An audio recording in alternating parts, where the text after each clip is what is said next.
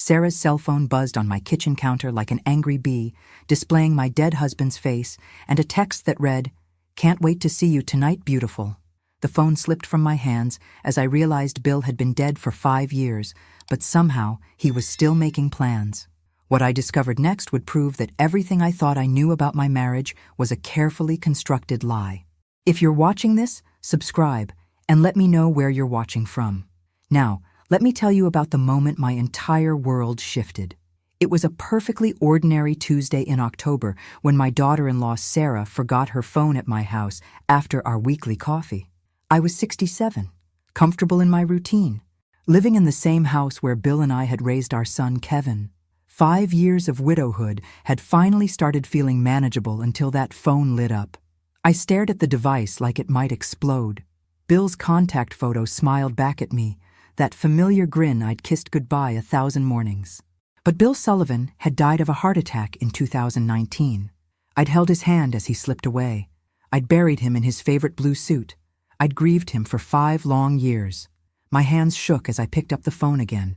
The message was still there, time-stamped just minutes ago. "Can't wait to see you tonight. Beautiful. Same place as always. Love you." I sank into my kitchen chair, mind racing. Who had Bill's phone number? Who was using his contact information? More importantly, who was he supposedly meeting tonight? The rational part of my brain suggested a simple explanation. Maybe Sarah had never deleted Bill's contact, and someone with his old number was texting by mistake. But the message was too specific, too intimate. Same place as always. This wasn't a wrong number. I scrolled through Sarah's recent messages, feeling guilty but driven by a need to understand. Most were mundane family group texts, grocery lists, appointment reminders. But there, scattered throughout the past few months, were more messages from Bill Sullivan. "Missing you. Thursday works perfectly. Kevin's working late again. Love our secret time together." Each message hit me like a physical blow. These weren't random texts from a stranger. Someone was deliberately using my dead husband's contact information to communicate with my daughter-in-law. Someone who knew Kevin's schedule, knew about secret meetings. Someone who called Sarah beautiful. The implications crashed over me in waves. Sarah was having an affair with someone pretending to be Bill. Or worse, someone who'd been using Bill's identity for who knows how long. I thought about the past 5 years since Bill's death, how Sarah had been so supportive, so helpful during my grief, how she'd encouraged me to keep Bill's memory alive, to talk about him whenever I needed to, how she'd insisted on keeping some of his belongings, for sentimental reasons, his phone. Sarah had asked for Bill's phone after the funeral, said she wanted to preserve his voicemails, keep his contact information for the family. I thought it was sweet, a way to honor his memory. Now I wondered what she'd really wanted with that phone. Sarah worked part-time at a dental office, but she'd been coming home with expensive clothes, new jewelry, talking about spa days and lunch meetings. Kevin worked construction, good money, but not luxury lifestyle money. I'd assumed they were managing their finances well. Maybe Kevin had gotten raises I didn't know about. But those text messages painted a different picture. Secret meetings while Kevin worked. Someone calling her beautiful, telling her he loved her. Someone with access to Bill's contact information and enough knowledge of our family to make this charade work. My coffee had gone cold as I sat there processing this betrayal. Not just Sarah's affair, but the sick manipulation of using my dead husband's identity to cover it up. Every time I'd mourned Bill, every time I'd honored his memory, had she been laughing at my ignorance? The phone buzzed again. Another message from Bill. Running 5 minutes late, traffic on Highway 6. Whoever Sarah was meeting was heading there right now. Same place as always. Where was always for Sarah and her mysterious lover? I grabbed my keys and handbag, surprising myself with my decisiveness. For 5 years, I'd been the grieving widow, the helpful mother-in-law, the woman who accepted what she was told and didn't ask uncomfortable questions. But sitting in my kitchen, holding evidence of such calculated cruelty, something inside me hardened. I was going to find out who was playing this sick game with my family. And when I did, they were going to learn that underestimating a 67-year-old widow had been their first mistake. I followed Sarah's usual route from my house toward downtown, my heart hammering against my ribs like a caged bird. In 42 years of marriage, I'd never followed anyone, never played detective, never imagined I'd be capable of such deception. But then again, I'd never imagined my daughter-in-law would use my dead husband's identity to cover an affair. The October afternoon was crisp, leaves crunching under my tires as I kept Sarah's silver Honda in sight. She drove confidently, no hesitation, taking familiar turns that suggested this journey was routine. 3 blocks from downtown, she pulled into the parking lot of Riverside Inn, a modest hotel that catered to business travelers and weekend getaways. I parked across the street behind a landscaping truck, feeling like a character in one of those crime shows Bill used to watch. Sarah sat in her car for several minutes, checking her makeup in the rearview mirror, smoothing her hair. She'd changed clothes since leaving my house, I realized. The casual jeans and sweater she'd worn for coffee had been replaced by a black dress and heels. At 3:47 p.m., exactly when Bill had said he'd arrive, a dark blue sedan pulled up next to Sarah's car. My breath caught as I recognized the driver stepping out. Dr. Marcus Webb, Kevin's boss. Marcus was maybe 50, divorced, owned the construction company where my son had worked for 8 years. He'd been to our house for barbecues, Christmas parties, Kevin's birthday celebrations. He'd shaken my hand at Bill's funeral and told me what a good man my husband had been. Now he was kissing my daughter-in-law in a hotel parking lot while my son believed his wife was running errands.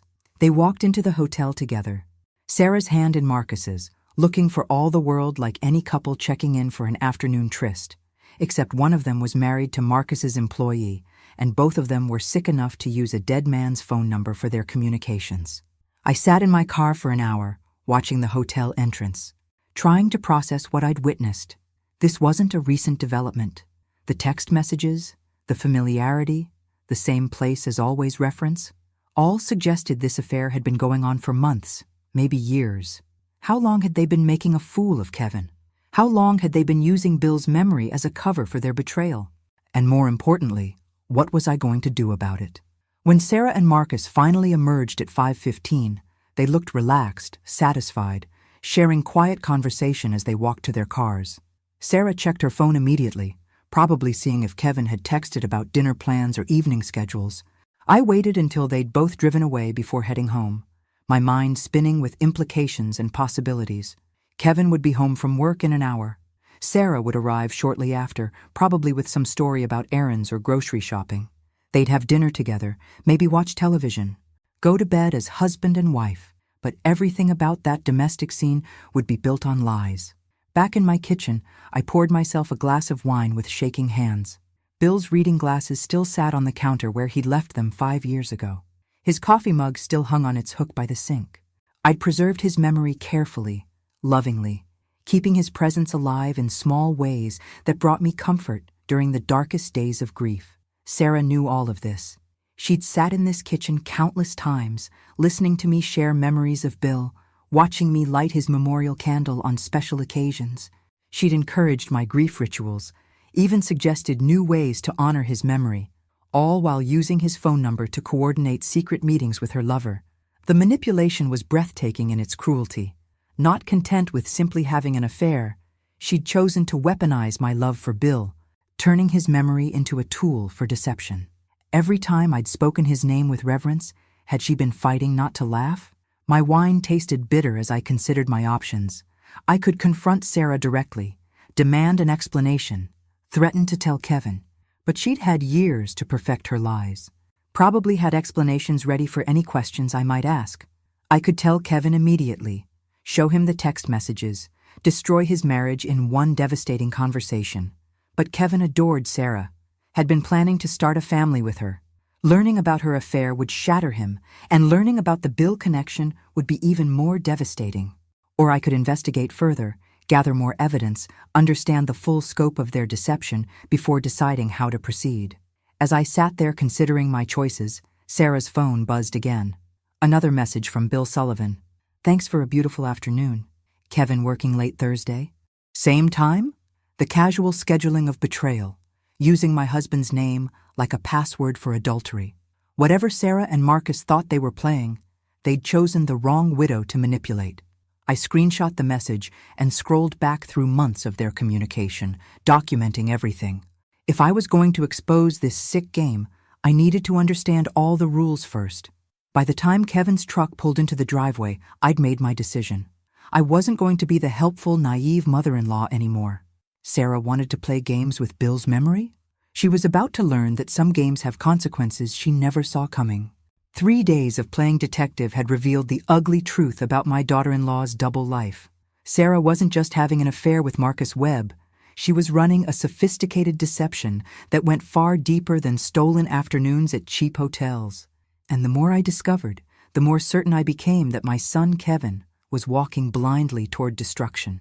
Thursday afternoon, I sat in my car outside Riverside Inn again, but this time I wasn't alone.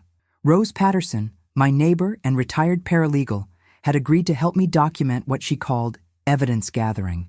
Rose had been through a messy divorce herself and understood the importance of proof. "There's Marcus's car," Rose whispered unnecessarily as the familiar blue sedan pulled into the parking lot. "Right on schedule." We watched Sarah arrive 10 minutes later, again changed from her casual morning clothes into something more appropriate for seduction. The routine was identical to Tuesday's encounter, down to the makeup check in her rearview mirror. "How long do you think this has been going on?" Rose asked as we settled in to wait. "Long enough for them to get careless," I replied, thinking about the months of text messages I'd been documenting. "But I think there's more to this than just an affair." Rose raised an eyebrow. "What do you mean?" I pulled out a folder I'd been compiling. "Yesterday, I went to the bank to check on something. Bill had a small investment account that I never closed after he died. The statements go to an old email address, so I hadn't looked at it in years. And someone's been making withdrawals. Small amounts. Nothing that would trigger alerts, but consistent. 500 here, 300 there. Over the past 3 years, about $15,000 has disappeared from that account." Rose's expression grew serious. "Identity theft?" "That's what I thought initially. But look at this." I showed her printed bank records. "The withdrawals always happen on the same days Sarah visits me for coffee, the same days she forgets her phone or her purse or needs to use my bathroom." Understanding dawned on Rose's face. "She's been in your house, with access to Bill's papers, his social security number, account information, passwords I foolishly wrote down and kept in his desk drawer. Sarah helped me organize his papers after the funeral. She insisted on helping, said it was too overwhelming for me to handle alone." The pieces of Sarah's long-term deception were finally becoming clear. The affair with Marcus was just one component of a larger scheme. She'd been systematically stealing from Bill's estate while playing the devoted daughter-in-law. "Does Kevin know about this account?" Rose asked. "No, it was money Bill set aside years ago, before we even met Sarah. I'd planned to give it to Kevin eventually, maybe for a house down payment when he and Sarah started having children." The irony wasn't lost on me. Sarah was stealing money I'd intended to give her anyway, money that would have been Kevin's inheritance. But apparently, being given money wasn't enough. She preferred taking it through deception. My phone buzzed with a text from Kevin. "Mom, can you come to dinner Sunday? Sarah's making your favorite roast." I stared at the message, imagining Sarah in my kitchen, playing the perfect wife while planning her next theft or scheduling her next hotel meeting. The audacity was staggering. "What are you going to do?" Rose asked, watching my face. "I'm going to that dinner," I said slowly. "But first I'm going to make sure I understand exactly how deep this goes." Friday morning, I called Bill's old firm where he'd worked as an accountant for 20 years. His former partner, Jim Morrison, had always told me to reach out if I needed anything. "Margaret," Jim's voice was warm when I explained who was calling. "How are you holding up? It's been, 5 years now?" 5 years this December. "Jim, I need to ask you about something, and I hope it won't sound strange." "Shoot." "After Bill died, did anyone ever contact your office asking about his files or client information? Anyone claiming to be family or saying they needed records for estate purposes?" There was a long pause. "Actually, yes. About 3 years ago, a young woman called saying she was your daughter-in-law and needed copies of some documents for tax purposes. She had all the right information, knew details about Bill's work, even knew his middle name and anniversary date." My stomach dropped. "Did you give her anything?" "She seemed legitimate. And she said you'd sent her because you were too overwhelmed to handle it yourself. I sent her copies of his final tax returns, some investment account information." "Margaret, Was that not okay? That woman has been stealing from Bill's accounts for years, I said quietly. Jesus Christ. Margaret, I'm so sorry. She was very convincing, knew things only family would know. She learned those things by going through his personal papers in my house. Jim, I need to know exactly what you sent her. The list was devastating. Tax returns showing hidden accounts, investment records with access codes, even copies of insurance policies Sarah could potentially claim against. She'd used my grief and trust to gain access to Bill's professional records, expanding her theft beyond what she could steal from my house. We need to involve the police, Jim said when I finished explaining. This is serious fraud. Margaret, identity theft, forgery, probably multiple felonies. Not yet, I said. I need to handle this my way first. Sunday dinner loomed ahead of me like a reckoning. Sarah would serve my favorite roast, probably using my mother's recipe that I'd shared with her years ago. Kevin would beam with pride at his wife's cooking, completely unaware that she'd been robbing his family for years. But this time, I wouldn't be the grateful mother-in-law, thankful for inclusion in their domestic bliss. This time, I'd be watching Sarah's performance with full knowledge of what she really was, and I'd be deciding exactly how to destroy her. Sunday dinner at Kevin and Sarah's house felt like attending my own wake. I sat at their dining room table, smiling politely as Sarah served her perfect roast, watching my son's face light up with marital pride, knowing that everything about this domestic scene was built on theft and betrayal. This is delicious, sweetheart, Kevin told Sarah, squeezing her hand. Mom, doesn't she make the best roast? Wonderful, I agreed, though the food tasted like cardboard. You've certainly perfected the recipe. Sarah beamed, playing her role flawlessly. Your mother taught me everything I know about cooking, Kevin. She's been such an incredible mentor. The word mentor stuck in my throat. I'd mentored her, all right. Mentored her in gaining access to Bill's papers. Mentored her in understanding our family's financial history. Mentored her in exploiting my grief for her personal gain. How's work going? Kevin? I asked, watching Marcus Webb's lover serve dessert to my oblivious son. Really good, actually. Marcus has been talking about promoting me to supervisor. Says I've got the best work ethic on the crew. Kevin's pride was obvious. He's been like a father figure since Dad died. A father figure. The man who was sleeping with Kevin's wife had positioned himself as a paternal mentor. The manipulation was so layered, so complete, that I felt sick imagining how long they'd been orchestrating this deception. That's wonderful news, Sarah chimed in. Marcus always speaks so highly of you, says you're indispensable. I bet he does, I thought. Hard to fire the husband of the woman you're screwing in hotel rooms twice a week. After dinner, Kevin went to the garage to work on his motorcycle, leaving Sarah and me alone in the kitchen. She moved efficiently, loading the dishwasher with practiced domesticity, occasionally glancing at me with what I'd once thought was affection, but now recognized as assessment. You seem quiet tonight, Margaret, she said, not looking up from the dishes. Everything okay? This was my moment. I could confront her here, demand explanations, threaten exposure, or I could continue gathering information, playing the game until I had enough evidence to destroy her completely. I chose the latter. Just thinking about Bill, I said truthfully. Dinner like this reminds me of family meals we used to have. Sarah's hands stilled for just a moment before resuming their work. I'm sure you miss him terribly. He was such a special man. Yes, he was. Sometimes I feel like he's still with us, you know? Like his presence is still part of our family. That's beautiful, Sarah murmured. I love that you keep his memory alive. The audacity of her sympathy when she'd been using his memory as a cover for adultery and theft nearly broke my composure. But I maintained my grieving widow act, watching her face for any crack in her performance. Sarah, can I ask you something? Of course. That day you forgot your phone here Tuesday. I hope you don't mind, but it kept buzzing and I was worried it might be an emergency. I saw some text messages. Sarah went very still. Oh? From someone named Bill Sullivan. I thought it was odd, you know.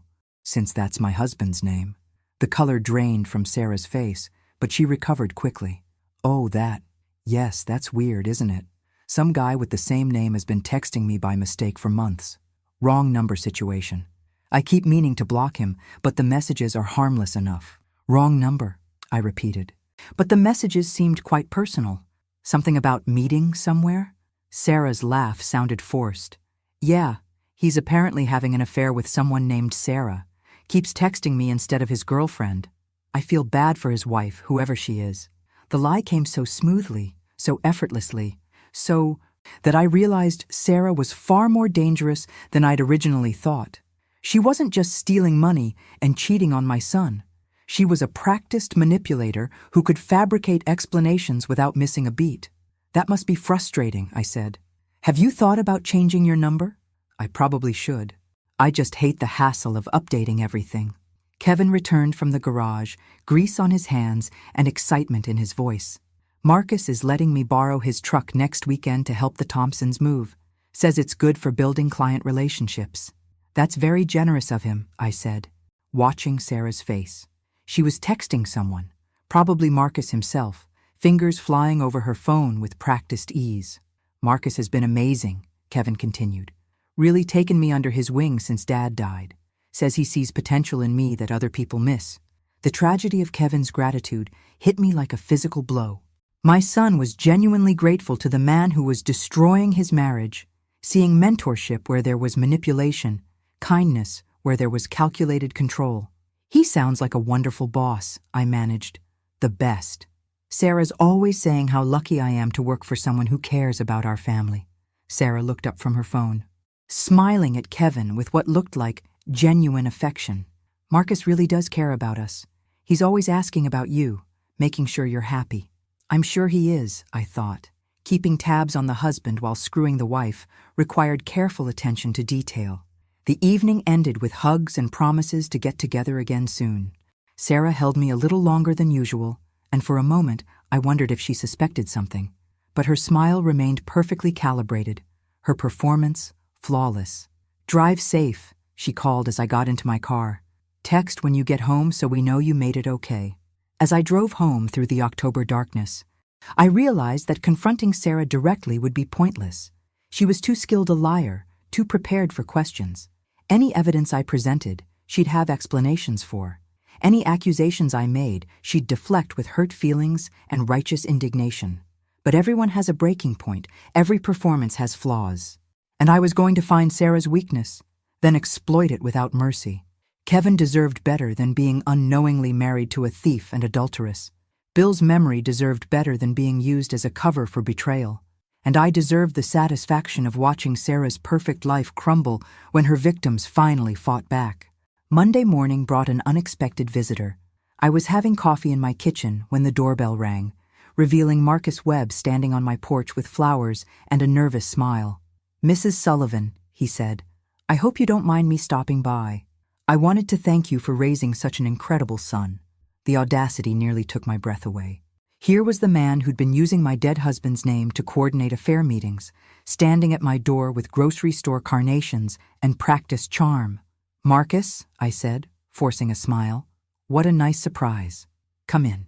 He followed me to the kitchen, setting the flowers on my counter with theatrical consideration. "These seemed appropriate for fall," he said. "Kevin's told me how much you love fresh flowers." Kevin had told him that because Sarah had learned it from me, probably during one of her information-gathering visits to my house. The circularity of their manipulation was dizzying. "Coffee?" I offered. That would be great, thank you." I poured him a cup, studying his face as he settled into the chair where Sarah usually sat during our weekly visits. Marcus was handsome in a weathered way, silver threading through dark hair, laugh lines around intelligent brown eyes. I could see why Sarah had been attracted to him. "I wanted to talk to you about Kevin," Marcus said, stirring sugar into his coffee. "He's been with my company for 8 years now, and I've watched him grow from a young man who just wanted steady work into someone with real leadership potential." "That's wonderful to hear," I said. "Kevin's always been hardworking. More than that, he's honest, reliable, never misses a day, never complains about overtime or difficult projects. Those qualities are rare in this business."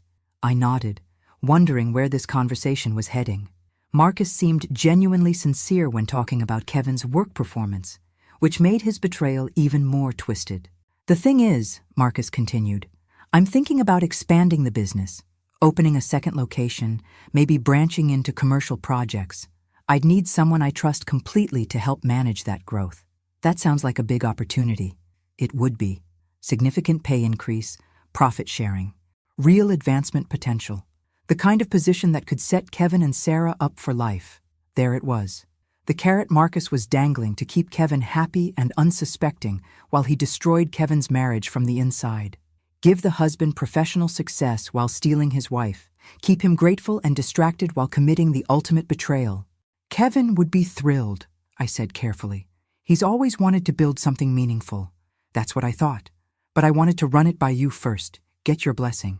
You're the matriarch of this family, and your opinion matters to both Kevin and Sarah. Matriarch. He was positioning me as the family elder whose approval he needed, playing to my ego while manipulating my influence. If I endorsed his promotion plans, Kevin would be even more indebted to Marcus, even less likely to question anything about their relationship. That's very thoughtful of you, I said. But shouldn't you discuss this with Kevin directly? I will. Of course. But Sarah suggested I talk to you first. She said you have tremendous influence on Kevin's decisions, that he values your wisdom above almost anything else. Sarah had suggested this, which meant they'd discussed me, analyzed my relationship with Kevin, strategized about how to use my influence for their purposes. The premeditation was breathtaking. Sarah said that? She speaks about you constantly, Marcus continued, his voice warming with apparent affection. Says you're the strongest woman she knows, that losing Bill would have destroyed most people, but you've rebuilt your life with grace and dignity. The irony was devastating. Sarah had described me as strong and dignified while systematically robbing and deceiving me for years. She'd praised my grace while using my grief as a tool for manipulation. She's very kind, I managed. More than kind.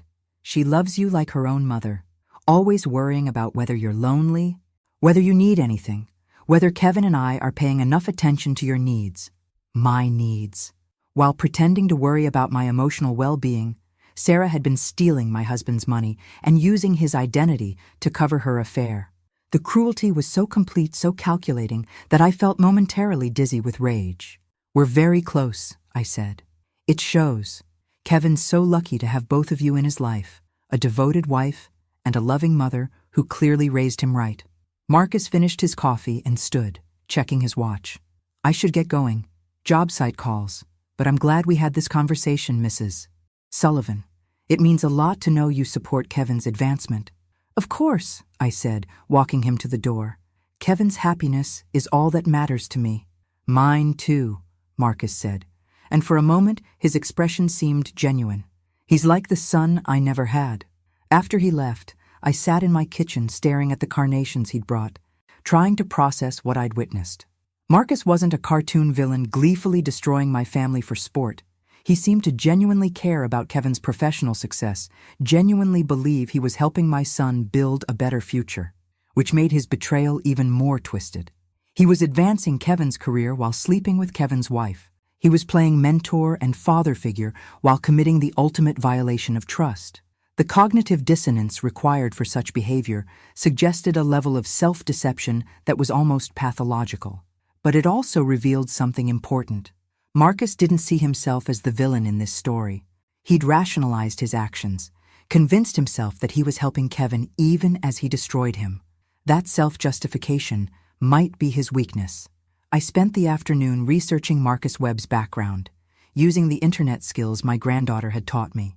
What I found painted a picture of a man with a pattern of complicated relationships. Divorced twice, both times from wives who'd accused him of infidelity.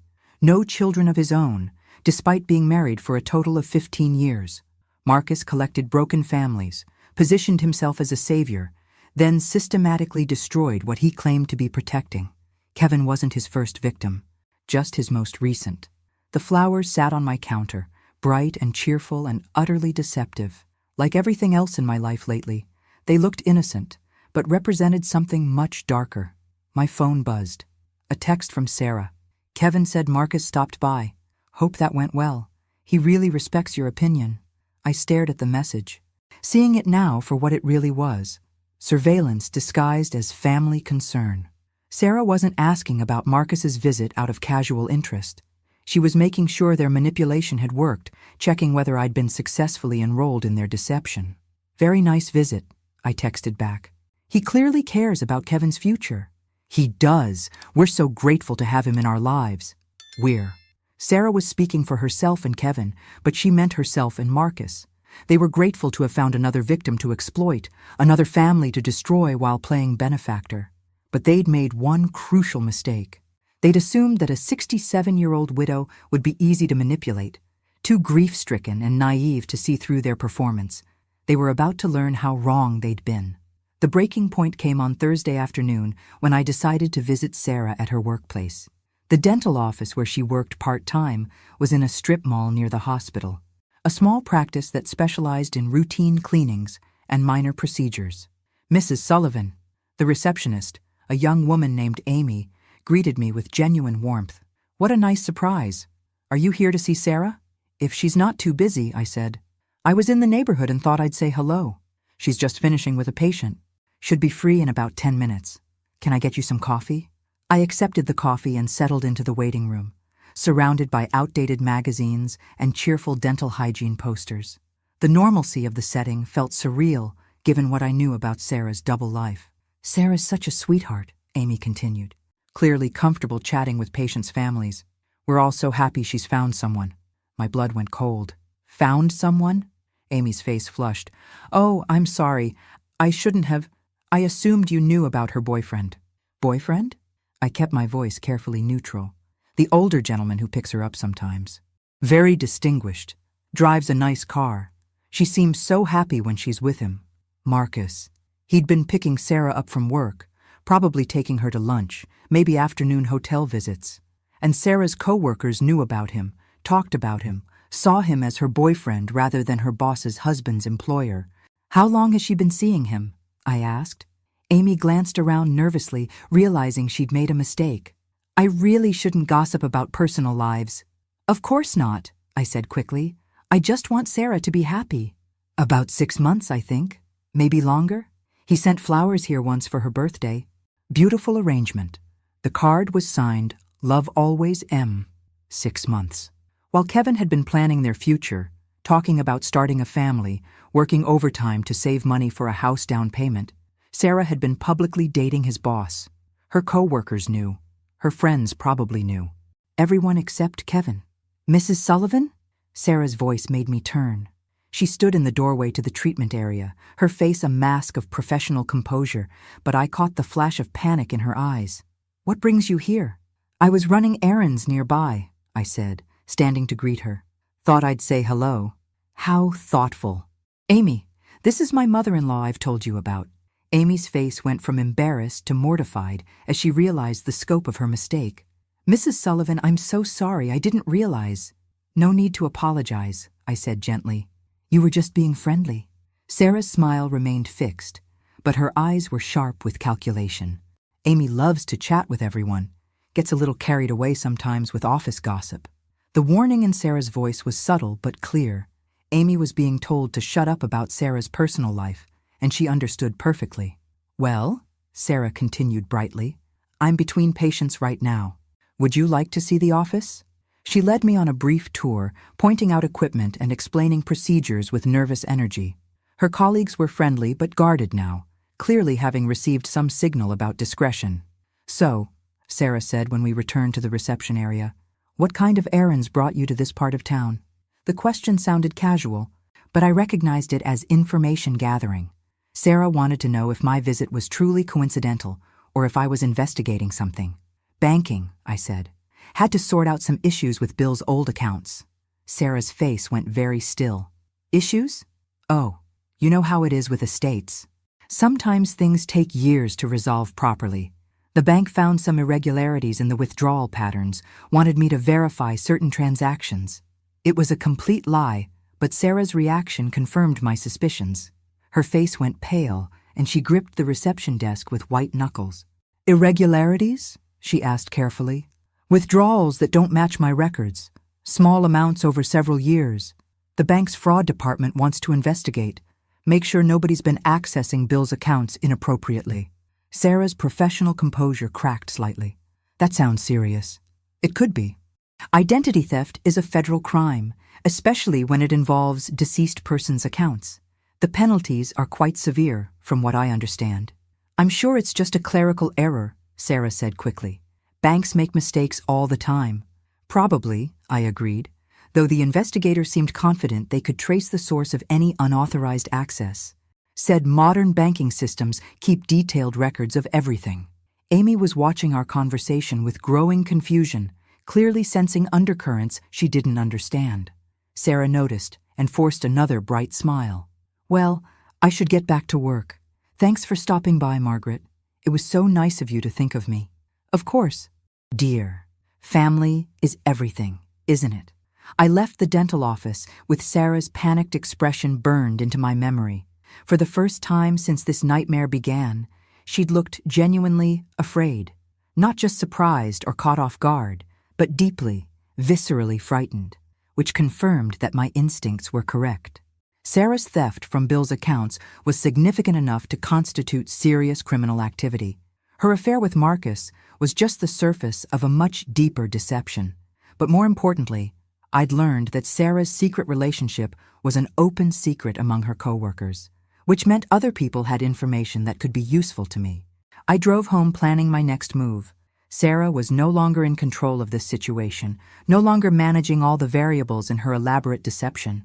I'd introduced chaos into her carefully ordered lies, and chaos was exactly what I needed to bring her whole corrupt system crashing down. The game had changed, and Sarah was about to discover that she wasn't the only one who could play it. Friday morning brought a phone call that changed everything. Rose Patterson's voice was tight with excitement when she called at 7:30 a.m. Margaret, you need to get over here right now. I've got something you're going to want to see. 20 minutes later, I sat in Rose's kitchen, staring at a manila folder thick with photographs and documents. Her nephew Danny worked as a process server and had connections throughout the county's legal system. Danny did some digging like I asked, Rose explained. Turns out your Sarah's been busy with more than just affairs and bank theft. The first photograph showed Sarah leaving a lawyer's office downtown, one that specialized in divorce proceedings. The second showed her meeting with a real estate agent outside Kevin and Sarah's house. She filed preliminary divorce papers 3 weeks ago, Rose said, citing irreconcilable differences and requesting half of all marital assets plus spousal support. My stomach dropped. But she and Kevin seem happy. He has no idea anything's wrong. That's the point. She's positioning herself for maximum financial advantage when she drops the bomb. Look at this. Rose spread out property assessment documents. She's had the house appraised, inventoried all their joint assets, even had Kevin's tools and equipment evaluated. She's planning to take him for everything he's worth.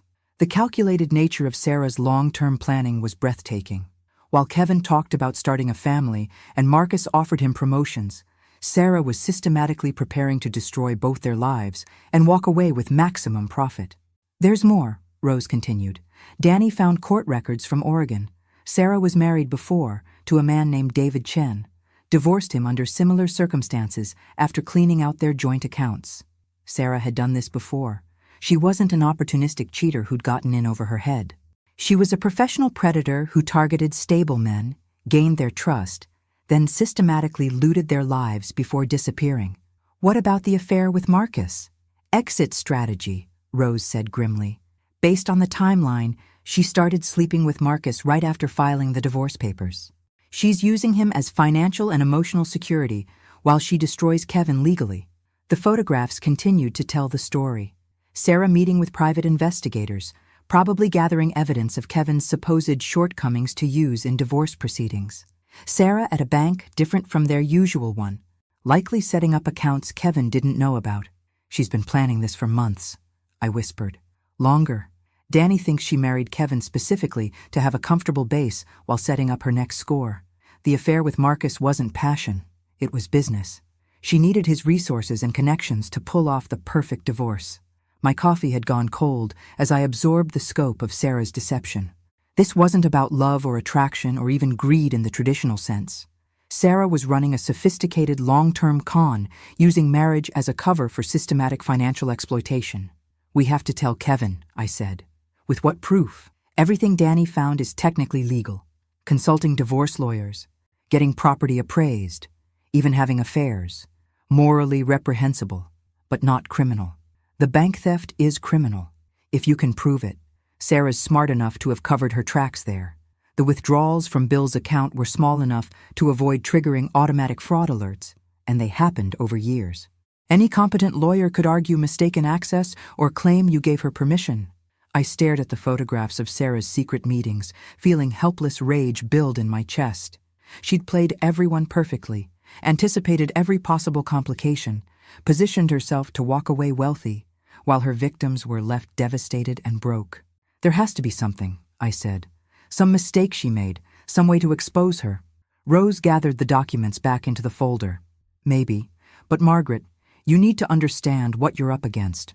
Sarah isn't some amateur having a midlife crisis. She's a professional who's done this before and perfected her methods. Then I'll have to get better at this game than she is. I spent the afternoon creating my own war plan. If Sarah wanted to play chess with people's lives, she was about to discover that a 67-year-old widow could be a formidable opponent. First, I called Jim Morrison at Bill's old accounting firm. Jim, I need you to file a formal fraud report with the bank about those withdrawals from Bill's investment account. Include copies of everything you sent to the woman claiming to be my daughter-in-law. Margaret, are you sure? Once I file that report, there's no taking it back. The bank will investigate, possibly involve law enforcement. I'm sure. Sarah's been stealing from my family for years. It's time she faced consequences. Next, I called Kevin's supervisor at the construction company where he worked before joining Marcus's firm. Tom, this is Margaret Sullivan, Kevin's mother. I need to ask you about something confidential. Of course, Mrs. Sullivan. How can I help? When Kevin left your company to work for Marcus Webb, did Marcus contact you directly about the hiring? There was a pause. Actually, yes. He called asking about Kevin's work history, his character, his family situation. Seemed very interested in Kevin's personal life, asked specifically about his wife and home situation. What kind of questions? Whether Kevin was happily married, financially stable, had any personal problems that might affect his work performance. At the time, I thought he was just being thorough, but looking back, the questions were oddly personal. Marcus had researched Kevin before hiring him, specifically investigating his marriage and financial stability. He hadn't just met Sarah and fallen into an affair. He'd targeted Kevin's family deliberately, chosen them as marks for whatever scheme he and Sarah were running. The pieces were falling into place with sickening clarity. Sarah and Marcus weren't just having an affair. They were business partners, running a sophisticated marriage fraud operation. Sarah seduced and married targets while Marcus provided resources and cover. Then they systematically looted their victims before moving on to the next family. But they'd made one crucial mistake. They'd assumed that Kevin's elderly mother would be irrelevant to their plans, too naive and grief-stricken to notice what was happening to her family. They were about to learn that underestimating a determined widow had been their fatal error. Saturday evening, I sat in my car outside the Riverside Inn, waiting for Sarah and Marcus to arrive for their weekly tryst. But this time, I wasn't there to gather evidence. I was there to deliver a message. At exactly 6:15 p.m., Marcus's blue sedan pulled into the parking lot. Sarah arrived 5 minutes later, following their usual pattern. They met by the hotel entrance, shared their familiar kiss, and walked inside hand in hand. I gave them 30 minutes to get settled, then walked into the hotel lobby. The desk clerk, a bored-looking young man reading a paperback novel, barely glanced up when I approached. "Excuse me," I said. "I'm supposed to meet my daughter Sarah, but I seem to have lost her room number. She's with a gentleman named Marcus?" "Oh, sure," the clerk said. "Room 237. Nice couple. They're here every week." Every week. Their affair was so routine that hotel staff recognized them as regulars. The casualness of their deception, the public nature of their private betrayal, made my anger burn even hotter. I took the elevator to the second floor and walked down the carpeted hallway until I found room 237. I could hear voices inside, laughter, the clink of glasses. They were having drinks, celebrating another successful week of manipulating my son. I knocked firmly on the door. The voices inside went silent. After a long moment, Marcus's voice called out cautiously. "Yes? Marcus, it's Margaret Sullivan." "It's Margaret. We need to talk." The silence stretched longer this time. I could imagine the panic, the whispered conversation, the desperate search for explanations that might salvage their situation. The door opened just wide enough for Marcus to slip out into the hallway. He was disheveled, shirt partially unbuttoned, face flushed with alcohol and embarrassment. "Mrs. Sullivan," he said, pulling the door closed behind him. "This isn't what it looks like." "Really? Because it looks like you're having an affair with my son's wife in a hotel room you visit every week." Marcus's face went pale. "How did you know about this?" "Marcus, I've known for weeks. The question isn't what you're doing, it's what you plan to do about it." "Mrs. Sullivan, please, let me explain." "Explain what? That you targeted my family specifically? That you researched Kevin before hiring him, investigated his marriage, his finances, his personal vulnerabilities? That you and Sarah have been running a systematic fraud operation?" The color drained from Marcus's face completely. "I don't know what you're talking about." "Don't you? Because I've done my own research, Marcus, about your previous business partnerships, about Sarah's previous marriages, about the pattern of financial exploitation you two have perfected over the years." The hotel door opened behind Marcus, and Sarah emerged wearing a hotel robe, her face a mask of cold calculation. Gone was the sweet daughter-in-law persona, replaced by something much harder and more dangerous. "Margaret," she said, "this is awkward." "Not as awkward as it's going to get," I replied, "since I've already filed fraud reports with the bank about Bill's stolen money, contacted divorce attorneys about your secret proceedings, and compiled evidence of your systematic deception." Sarah and Marcus exchanged glances. They were communicating silently, rapidly calculating their options, and probably deciding how to handle this threat to their operation. "What do you want?" Sarah asked finally. "I want you to disappear from my family's life, both of you. Cancel the divorce proceedings, end the affair, and get out of Kevin's life permanently." "And if we don't?" Marcus asked. "Then I go to Kevin with everything I know. Show him the photographs, the bank records, the evidence of your previous victims. Let him decide how to handle learning that his wife and his boss have been systematically destroying his life." "Kevin won't believe you," Sarah said, but her voice lacked conviction. "Maybe not initially, but the evidence is overwhelming, Sarah. DNA tests on the money you stole, testimony from hotel staff who recognize you, bank records showing your secret accounts, your own divorce attorney's records." I pulled out my phone and showed them a photograph Rose had taken of them entering the hotel. "Plus, surveillance evidence of your affair. Kevin's going to have to believe something." They stood in the hotel hallway, two predators caught in the act, weighing their options. I could see them calculating whether they could salvage their plan or if they needed to cut their losses and run. "You have 48 hours, I said. "Either you disappear voluntarily or I destroy you publicly. Your choice." "Margaret," Sarah said, her voice taking on a pleading tone, "Kevin loves me.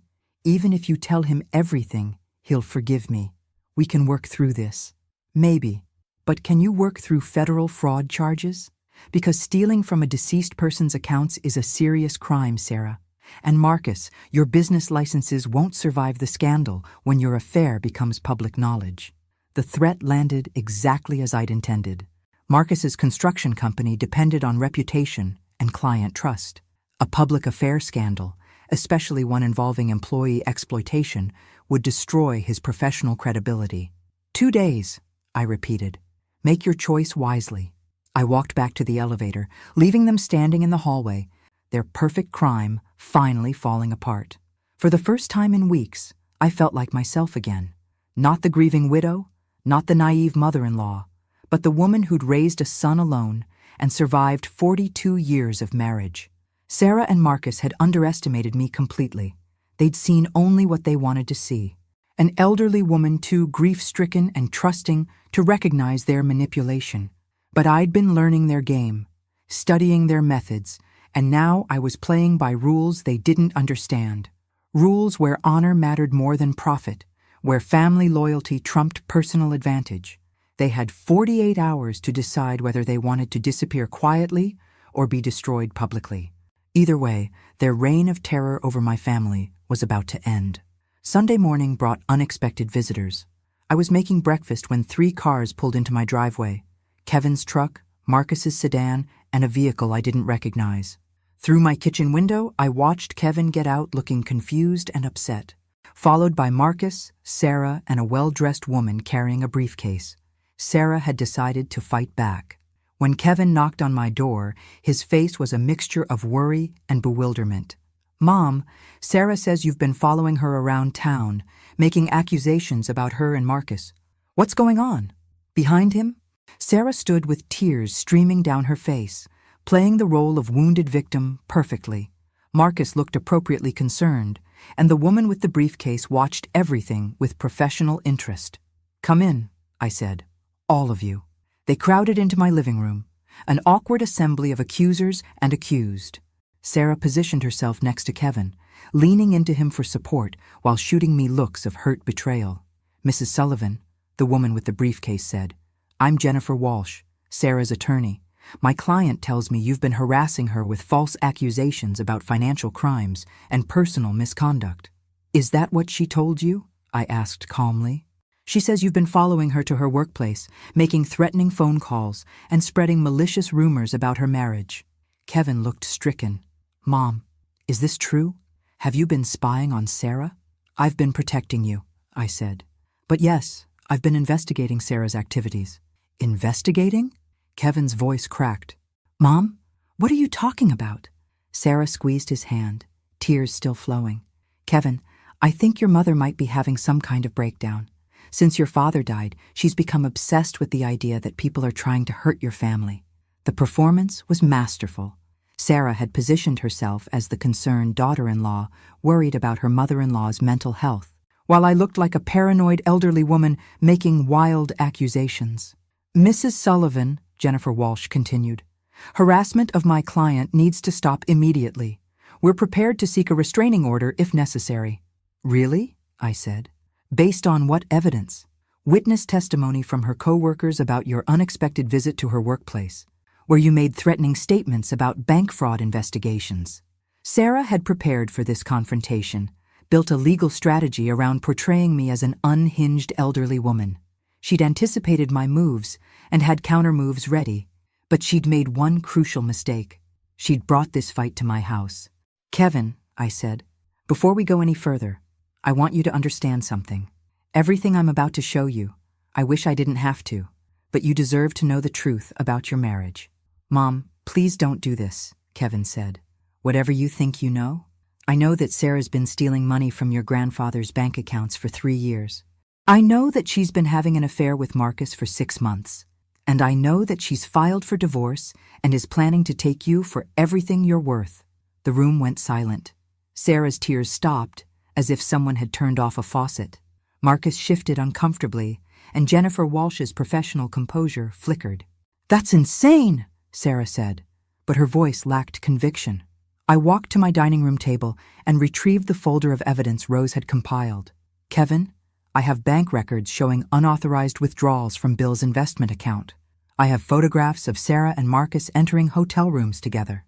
I have documentation of her secret consultations with divorce attorneys." Kevin stared at the folder like it might explode. "You're making this up. Look for yourself." I spread the evidence across my coffee table. Bank statements with highlighted withdrawals, photographs of Sarah and Marcus at the hotel, copies of property appraisals and legal consultations. The timeline of deception laid out in irrefutable detail. Kevin picked up one of the hotel photographs, his hands shaking. "Sarah, what is this?" "Kevin, I can explain." "Explain what? Explain why you're kissing my boss in a hotel parking lot?" Sarah's mask finally slipped completely.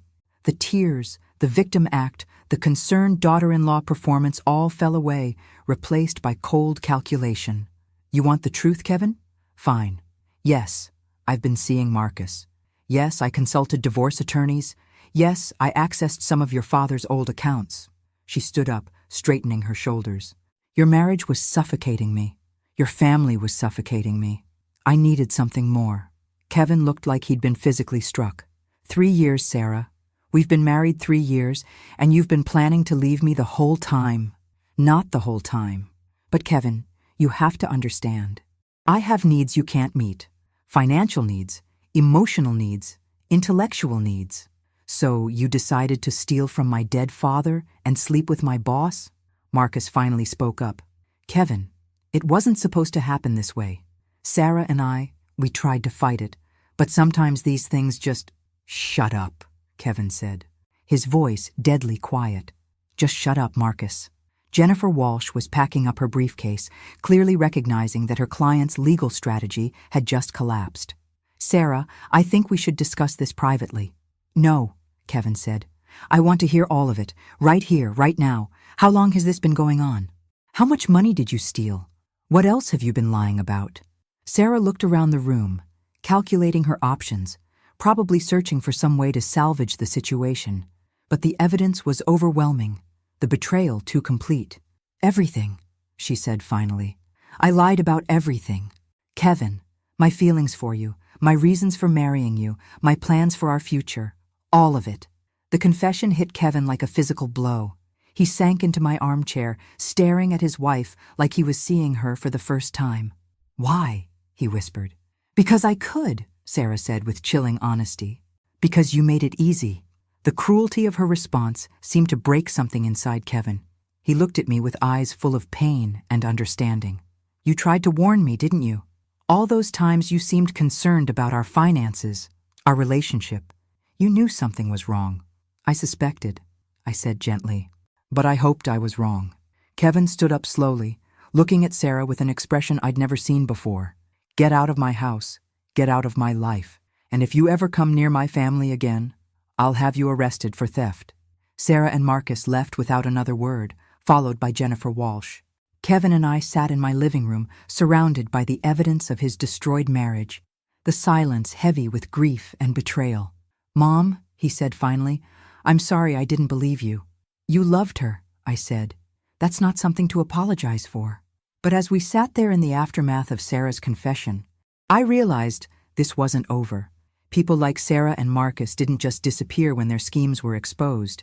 They regrouped, they planned revenge, they looked for ways to salvage what they could from the wreckage. The confrontation in my living room had been a victory, but the war was far from finished. Tuesday afternoon brought a phone call that changed everything I thought I knew about Sarah's deception. Detective Linda Morrison from the County Fraud Unit spoke with the professional courtesy that comes from delivering bad news to crime victims. Mrs. Sullivan, we've been investigating the bank fraud case you reported, and I'm afraid the situation is more serious than we initially thought. I sat down heavily in my kitchen chair. More serious how? Sarah Martinez isn't her real name. Her actual name is Sandra Mitchell, and she's wanted in 3 states for marriage fraud, identity theft, and grand larceny. What happened to your family wasn't random. Mrs. Sullivan, you were specifically targeted. The words hit me like ice water. Targeted? Sandra has a pattern. She researches recently widowed families through obituaries and social media, identifies targets with assets and vulnerable adult children, then systematically infiltrates and exploits them. Your husband's obituary mentioned his business success and your close relationship with your son, Kevin. I thought about Bill's funeral 5 years ago, the newspaper article that had highlighted his accounting firm, his community involvement, his surviving family, information Sandra had used to select us as marks. How many families has she destroyed? I asked. We've confirmed 7 cases across Oregon, California, and Nevada. Probably more we haven't identified yet. She's been running this operation for at least 10 years, stealing approximately $3 million from her victims. $3 million. Sarah wasn't just a cheating wife or opportunistic thief. She was a professional criminal who'd turned marriage fraud into a lucrative career. There's something else, Detective Morrison continued. Marcus Webb isn't just her current boyfriend. He's her business partner. They've been working together for 5 years, using his construction company as a front for money laundering and his employee database to identify targets. The scope of their deception was staggering. Marcus hadn't just fallen into an affair with an employee's wife. He'd been running a sophisticated criminal enterprise, using his legitimate business to scout potential victims. Kevin was never supposed to be just a husband, I said, understanding flooding through me. He was supposed to be a cover identity. Exactly. Sandra typically marries her targets, gains access to their assets, then divorces them while claiming abuse or abandonment. The legal system tends to side with wives in those situations. especially when they have documentation of emotional distress. But she made a mistake with our family. She underestimated you, Detective Morrison agreed. Most of her previous targets were isolated men without strong family support systems. Your involvement in Kevin's life disrupted her usual pattern. The phone call ended with promises of arrests, asset recovery, and criminal prosecution. But as I hung up, I realized Sandra's most dangerous phase was just beginning. Cornered criminals were unpredictable, and Sandra had spent years perfecting her survival instincts. That evening, Kevin came to dinner looking exhausted and hollow-eyed. The past few days had aged him years, the betrayal cutting deeper than any physical wound. "The police called," he said as I served his favorite meatloaf. "They want me to testify about Sandra's activities, help them build a case for the other victims. Will you do it?" "Of course. But Mom, they warned me about something. Sandra's previous victims, some of them faced retaliation when she was exposed. Property damage, harassment, threats." A chill ran down my spine. What kind of threats? The detective wouldn't give details, just said I should be careful, maybe stay somewhere else for a while. "Kevin, this is my home. I'm not going to be driven out by some criminal who targeted our family." "I know, but maybe just temporarily." The sound of breaking glass cut through our conversation. My living room window exploded inward, showering the room with sharp fragments and letting in the cold October air. "Get down!" Kevin shouted, pulling me toward the kitchen as another window shattered. We crouched behind my kitchen island, listening to the sound of destruction as more windows broke. Car doors slammed outside, engines started, vehicles drove away at high speed. When the noise stopped, we cautiously emerged to survey the damage. Every window facing the street had been broken. Rocks and bricks littered my floors, mixed with glass and debris. Spray painted across my front door was a message in red letters: "Keep your mouth shut." Kevin called the police while I stared at my destroyed living room, feeling violated in a way that went beyond property damage. This had been my sanctuary, the home I'd shared with Bill, the place where I'd rebuilt my life after his death. Sandra and Marcus had turned it into a crime scene. "Mom," Kevin said after hanging up with 911, "you can't stay here tonight. This isn't safe." "They want me afraid," I said, anger replacing shock. "They want me to back down, stop cooperating with the investigation." "Maybe you should. Maybe we both should." I looked at my son, seeing fear in his eyes that went beyond concern for broken windows. Sandra had destroyed his marriage, stolen his trust, shattered his faith in his own judgment. Now she was trying to intimidate him into silence. "No," I said firmly. "We're not backing down. We're not letting them win."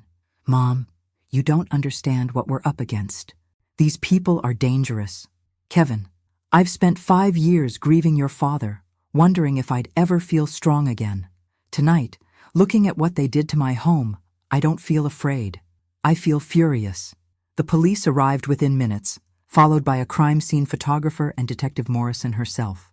As they documented the damage and collected evidence, I made a decision that would have shocked the grieving widow I'd been just weeks ago. "Detective Morrison," I said, "I want to help you catch them, whatever it takes. Mrs. Sullivan, these people are clearly dangerous. Witness protection might be—" "No. They targeted my family because they thought we were easy victims. It's time they learned how wrong they were." As I stood in my destroyed living room, surrounded by broken glass and police officers, I realized that Sandra and Marcus had made their final mistake. They'd mistaken my grief for weakness, my age for vulnerability. They were about to discover that threatening Margaret Sullivan's family had awakened something they couldn't control. The trap we set for Sandra and Marcus was elegant in its simplicity. Detective Morrison arranged for me to make a recorded phone call to Sandra, ostensibly begging her to stop the harassment and offering to withdraw my cooperation with the police investigation. "Sandra," I said when she answered, my voice carefully trembling with fear, "please, we need to talk. What you did to my house, I can't take any more of this." "Margaret," Sandra's voice was cold, triumphant, "I was wondering when you'd come to your senses. I want this to stop. The police investigation, the charges, all of it. Kevin's been hurt enough." "Smart woman. What are you offering?" "I'll tell the police I was mistaken about the bank withdrawals, that I gave you permission to access Bill's accounts." I'll recant my testimony about the affair, say I misunderstood what I saw. There was a long pause. And in exchange? You and Marcus leave town, disappear, never contact my family again. That's not enough, Margaret. You've caused us considerable inconvenience. We've lost income, reputation, business opportunities. The greed in her voice was unmistakable. Even caught and exposed, Sandra was looking for ways to profit from the situation. What do you want? I asked. $50,000, cash. Consider it compensation for our trouble. I don't have that kind of money. Find it. You've got 24 hours, or your family's problems are just beginning. She hung up, but not before the recording equipment captured her explicit extortion demand. Detective Morrison smiled grimly as she reviewed the tape. That's conspiracy to commit extortion, on top of everything else. Now we just need to catch them in the act. The meeting was set for Thursday evening at Riverside Park, the same location where Sandra had once felt safe conducting her secret affair. The irony seemed appropriate. I sat on a park bench with a briefcase full of marked bills, watching the darkness gather around the playground where Kevin had played as a child. Police surveillance teams were positioned throughout the park, invisible but ready. At exactly 8 p.m., Sandra and Marcus emerged from the shadows. Sandra looked different, harder somehow, her mask of domestic sweetness completely discarded. Marcus appeared nervous, constantly checking the surrounding area for threats. "Margaret," Sandra said, settling onto the bench beside me. "You look terrible. Stress doesn't agree with you." "Neither does having my home vandalized," I replied. That was Marcus's idea. I prefer more subtle approaches to problem solving. She reached for the briefcase, but I held it firmly. "First, I want to understand something. Why my family? Out of all the people you could have targeted, why us?" Sandra smiled, and for the first time I saw the predator beneath her carefully constructed persona. "Your husband's obituary was perfect. Successful businessman, devoted family man, grieving widow with a vulnerable son. You practically advertised yourselves as ideal victims. How long were you planning this before you met Kevin?" 6 months. I researched your entire family, learned Kevin's schedule, his interests, his weaknesses. I even took a construction safety course so I'd have credible knowledge when we met. The premeditation was chilling. Sandra hadn't stumbled into Kevin's life by chance. She'd hunted him like prey, studying his habits and vulnerabilities before moving in for the kill. "The bank theft started immediately after our wedding," she continued, seemingly enjoying the opportunity to boast about her manipulation. "You made it so easy, keeping Bill's account information in his desk, trusting me to help organize his papers." "And Marcus?" "Marcus was insurance, a backup plan in case Kevin became suspicious or the marriage became inconvenient. Plus, he had access to other potential targets through his business." Marcus shifted uncomfortably. "Sandra, we should go. This feels wrong." "Relax," Sandra said. "Margaret's not stupid enough to involve the police. She knows what happens to families who cross us." That was her final mistake. The casual threat, delivered with such confidence, provided the last piece of evidence Detective Morrison needed. Police officers emerged from the shadows, surrounding the bench before Sandra and Marcus could react. Detective Morrison stepped into the circle of light, badge clearly visible. "Sandra Mitchell, Marcus Webb, Marcus. You're under arrest for conspiracy to commit extortion, fraud, identity theft, and grand larceny." Sandra's expression shifted through surprise, anger, and calculation in rapid succession.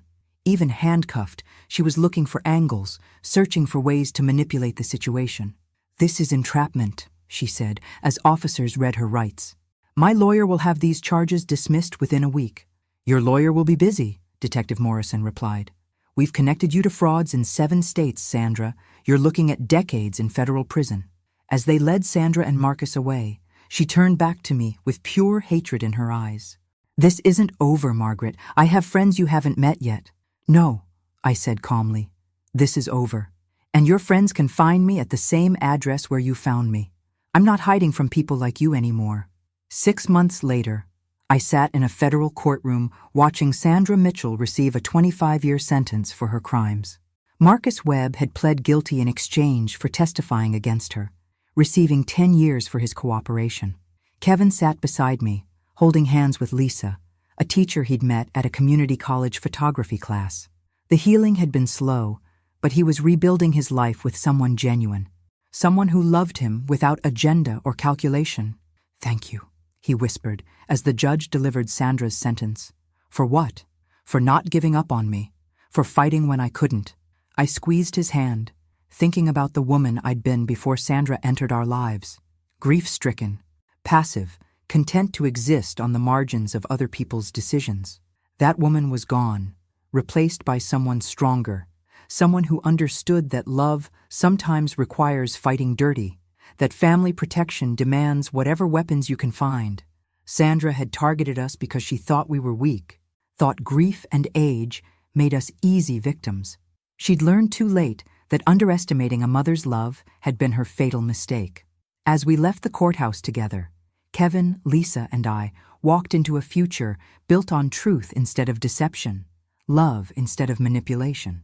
It was exactly what Bill would have wanted for us. And exactly what Sandra had never understood about the family she tried to destroy. Some bonds can't be broken, no matter how carefully you plan their destruction.